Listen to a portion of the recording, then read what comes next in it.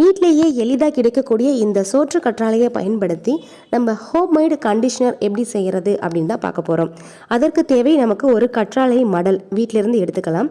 அதை கட் பண்ணி 30 நிமிஷம் தண்ணியில் போட்டு வச்சோம் அப்படின்னா அந்த எல்லோ கலரில் வர்ற லிக்விட் ஃபுல்லாக தண்ணியில் இறங்கிடும்.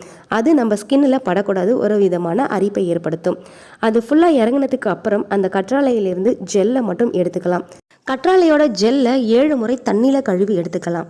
அதற்கப்புறம் மிக்சி ஜாரில் போட்டு அதை நல்ல ஒரு ஜூஸாக கிரைண்ட் பண்ணி எடுத்துட்டு ஒரு ஸ்ட்ரைனர் வச்சு அதை நல்லா வடிகட்டி எடுத்துக்கலாம். வடிகட்டின ஜூஸ் கூட 2 விட்டமின் இ கேப்சூல் கலந்து நல்லா கலந்து விட்டுக்கலாம்.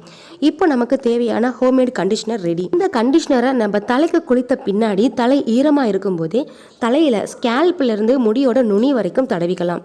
இந்த கண்டிஷனரை நம்ம பயன்படுத்திட்டு வரும்பொழுது முடி உதிர்வை ஃபுல்லாக கண்ட்ரோல் பண்ணி பொடுகு, இளநரை போன்ற பிரச்சனைகள்லேருந்து காத்து நம்ம முடி நல்லா அடர்த்தியாக இருக்க உதவும்.